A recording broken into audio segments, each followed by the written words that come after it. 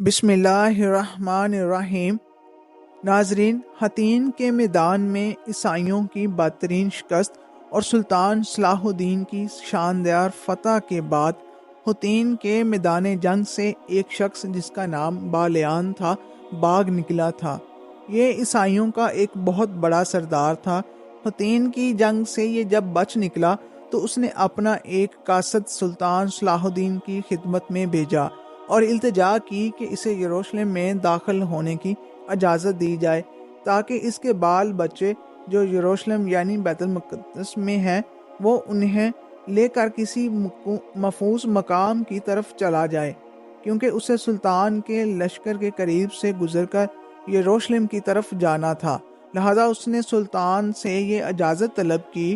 سلطان نے بڑی فراخ دلی کا مظاہرہ کرتے ہوئے بالیان کو اجازت دے دی تھی، ساتھ ہی یہ بھی شرط لگائی کہ وہ صرف ایک دن بیت المقدس میں قیام کرے گا، اس کے بعد وہ اپنے اہل خانہ کو لے کر وہاں سے چلا جائے گا۔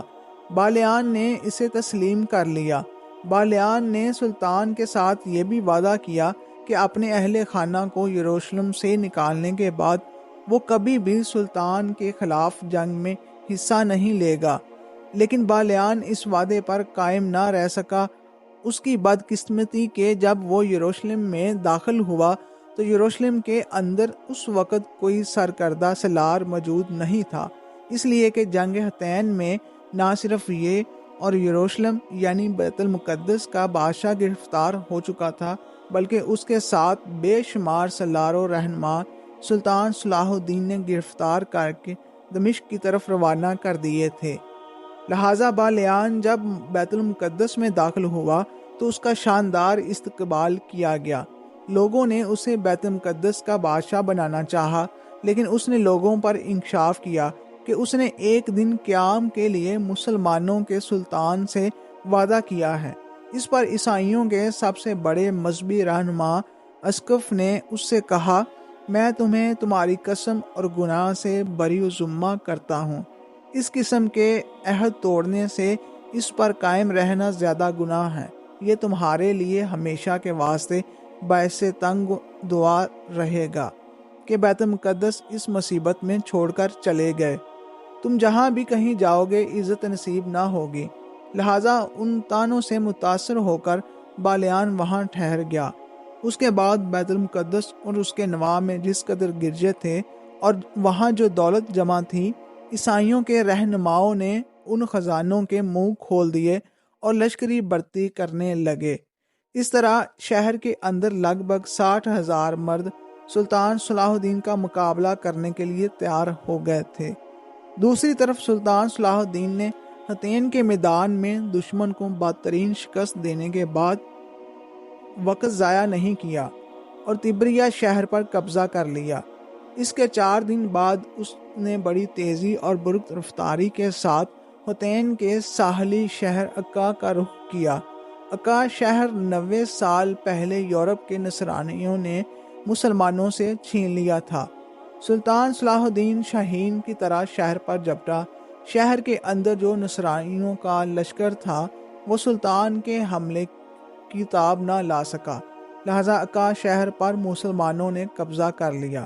سلطان نے عکا شہر کی اس مسجد میں نماز ادا کی جس پر 90 سال پہلے عیسائیوں نے قبضہ کر کے اسے اپنے گرجے میں تبدیل کر دیا تھا۔ عکا شہر فتح کرنے کے بعد سلطان نے اپنے لشکر کے مختلف حصے کیے اور فلسطین کے مختلف شہروں پر ضرب لگانے اور انہیں فتح کرنے کے لیے روانہ کیا جو اس وقت عیسائیوں کے قبضہ میں تھے۔ ایک لشکر نے آگے بڑھ کر صفوریہ اور الفولہ پر قبضہ کر لیا۔ ایک دوسرے لشکر نے ساحل سمندر پر حیفا اور کساریہ شہر کو فتح کر لیا۔ تیسرے لشکر نے سبستا اور نابلس کو فتح کیا۔ اسی دوران سلطان نے اپنے بھائی العادل کو مصر سے طلب کر لیا، اس لیے کہ سلطان کا چھوٹا بھائی سیف الدین العادل سلطان کی طرف سے مصر کا ولی تھا۔ سلطان نے اس لیے اسے اپنے پاس طلب کیا تھا تاکہ وہ دونوں بھائی مل کر فلسطین کی مقدس سرزمین کو عیسائیوں سے خالی کروا لیں۔ اپنے بھائی کا حکم ملتے ہی چھوٹا بھائی سیف الدین العادل بڑی تیزی کے ساتھ قاہرہ سے روانہ ہوا۔ فلسطین کی طرف آنے کے لیے اس کے راستے میں عیسائیوں کے 2 قلعے مراجل اور جافا پڑتے تھے۔ سیف الدین عادل اس قدر جوش و جذبے اور قوت کے ساتھ ان دونوں قلعوں پر حملہ آور ہوا کہ وقت ضائع کیے بغیر اس نے ان قلعوں پر قبضہ کر لیا، پھر بڑی تیزی سے فلسطین کی طرف بڑھا۔ دوسری جانب سلطان صلاح الدین کا یہ حال تھا کہ اپنے دوسرے سالاروں کی طرح وہ بھی اپنے حصے کے لشکر کے ساتھ عکا سے روانہ ہوا۔ پہلے اس نے تورون شہر فتح کیا، اس کے بعد وہ ساحل سمندر کی طرف بڑھا۔ سب سے پہلے اس نے سارافندہ شہر کو فتح کیا۔ اس کے بعد 1 ہفتے کے اندر اندر سلطان سیدون، بیروت اور ہیل جیسے بڑے بڑے شہروں کو اپنے سامنے سرنگو کرتے ہوئے ان پر قبضہ کر لیا، اور ان شہروں کے اندر جن عیسائی لشکروں نے سلطان کا مقابلہ کیا انہیں تہ تیگ کر دیا گیا۔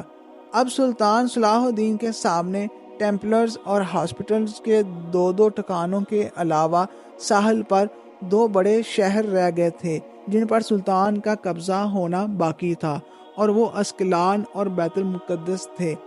مختلف شہروں کو فتح کرنے کے بعد سلطان اسکلان شہر پر حملہ آور ہوا۔ اس شہر کے اندر بہت بڑا لشکر تھا۔ سلطان نے شہر کا محاصرہ کر لیا۔ شہر کے اندر نصرانیوں نے جم کر مقابلہ کیا۔ سلطان کا جنگ کرنے کا طریقہ کار یہ تھا کہ عموماً جس شہر یا قلعے پر وہ حملہ آور ہوتا، اس حملے کی ابتدا وہ جمعہ کے روز کرتا۔ لہذا اسکلان کو بھی سلطان نے بروز شمشیر جمعہ کے روز فتح کر لیا تھا۔ اسکلان کی فتح سلطان صلاح الدین کی عیسائیوں کے خلاف ایک بہت بڑی کامیابی تھی۔ اس موقع پر سلطان صلاح الدین نے بڑی فراخ دلی اور رحم دلی کا مظاہرہ کیا۔ اس نے بیت المقدس کے سابق بادشاہ گائی اور اس کے ساتھ جس قدر اس کے سردار اور سالار گرفتار ہوئے تھے، جنہیں دمشق کے زندان میں ڈال دیا گیا تھا، انہیں آزاد کر دیا گیا۔ جس وقت اسکلان شہر کو فتح کرنے کے بعد اپنے لشکر کے ساتھ سلطان نے وہاں پڑاؤ کر رکھا تھا، بیت المقدس کے نصرانیوں کا ایک وفد سلطان صلاح الدین کی خدمت میں حاضر ہوا۔ وہ صلح کی بات چیت سلطان سے کرنا چاہتے تھے۔ کہتے ہیں اس موقع پر سورج گرہن نمودار ہوا اور عیسائیوں نے اسے اپنے لیے منحوس جانا۔ بیت المقدس کا یہ وفد جب سلطان کی خدمت میں حاضر ہوا اور سلطان سے صلح کی گفتگو کرنا چاہی، تو ان کا مقصد یہ تھا کہ سلطان بیت المقدس کو فتح نہ کرے اور اسے عیسائیوں ہی کے قبضے میں رہنے دے۔ سلطان نے اس وفد کو مخاطب کرتے ہوئے کہا، میرے اعتقاد کے مطابق بیت المقدس خانہ خدا ہے اور تم بھی اسے ایسا ہی مانتے ہو۔ میں اپنی مرضی سے نہ ہی اس کا محاصرہ کروں گا، نہ ہی اس پر حملہ کروں گا۔ اسے امن اور آتشی سے فتح کرنے کے لیے میں بیت المقدس کے باشندوں کو اجازت دیتا ہوں کہ شہر کو جس قدر چاہیں مضبوط اور مستحکم کریں اور اس کے گرد 15 میل کے رقبے میں زمین کاشت کریں۔ آنے والی جمعرات تک اگر وہ یہ محسوس کریں کہ وہ میرے مقابلے میں شہر کی حفاظت کر سکتے ہیں، حملہ آور ہونے کی صورت میں میرا مقابلہ کر سکتے ہیں، تو پھر وہ بیت المقدس پر قابض رہیں۔ مجھ میں ہمت ہوئی تو میں شہر کو فتح کر لوں گا، لیکن اگر انہیں کسی طرف سے مدد کی توقع نہ ہو اور وہ یہ محسوس کریں کہ اگر میں شہر پر حملہ آور ہوں اور وہ میرا مقابلہ نہیں کر سکتے، تو پھر وہ لڑے بغیر امن کے ساتھ شہر میرے حوالے کر دیں۔